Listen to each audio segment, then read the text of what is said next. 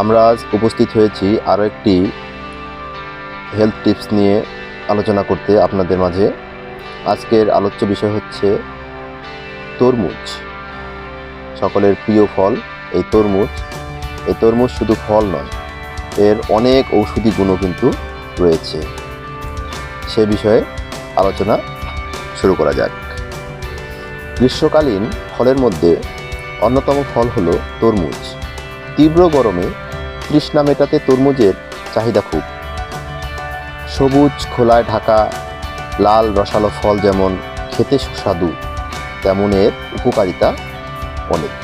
তরমুজে প্রায় 92% জল থাকলেও তরমুজের পুষ্টিগুণ কিন্তু অনেক।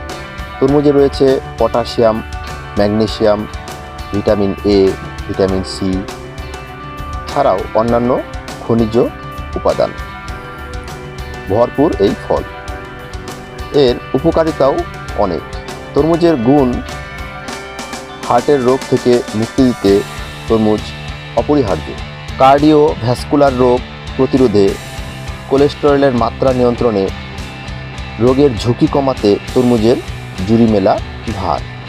তরমুজে বহু মিনারেল ও ভিটামিন থাকায় তা রোগ প্রতিরোধ ক্ষমতা বাড়ায়। তরমুজে থাকা উপাদান চোখ ভালো রাখতে সাহায্য করে। তরমুজে রয়েছে লাইকোপিন, যা ত্বকের উজ্জ্বলতা বাড়ায়। এতে রয়েছে ভিটামিন সি ও ভিটামিন এ।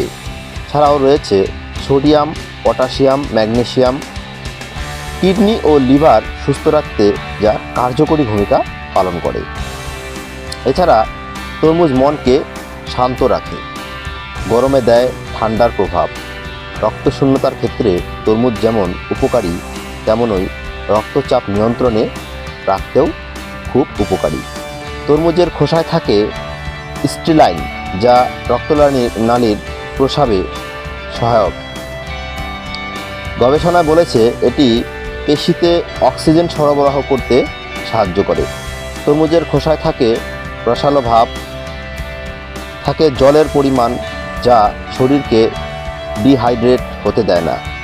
এতে ক্যালোরির পরিমাণ কম থাকায় তা ওজন নিয়ন্ত্রণে সাহায্য করে। রক্তের শর্করা কমাতে সাহায্য করে তরমুজের খোসা। কমাতে পারে কোলেস্টেরলের সমস্যা। এছাড়াও শরীরের ফাইবারের মাত্রা বাড়াতে তরমুজ খুবই গুরুত্বপূর্ণ একটি ফল। তরমুজের খোসা নানাভাবে খাওয়া যেতে পারে। এটি রান্না করেও যেমন খাওয়া যেতে পারে, তেমনি কাঁচা অবস্থায় স্যালাড বা জুস হিসেবে খাওয়া যায়। তরমুজের খোসা দিয়ে আচার ও হালুয়াও তৈরি করা যায়। এর খোসা লাউয়ের মতো ছোট ছোট টুকরো করে ডাল বা টমেটোর সঙ্গে রান্না করে খেতে পারেন, তবে রান্নার চেয়ে কাঁচা খেতে পারলে বেশি উপকারী।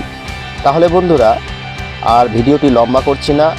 আমরা এরকম স্বাস্থ্যসম্মত ভিডিও প্রতিনিয়তই আপনাদের মাঝে নিয়ে আসি। আমাদের এই চ্যানেলে নতুন হয়ে থাকলে অবশ্যই চ্যানেলটি সাবস্ক্রাইব করবেন এবং লাইক, শেয়ার, কমেন্ট করতে ভুলবেন না। ধন্যবাদ।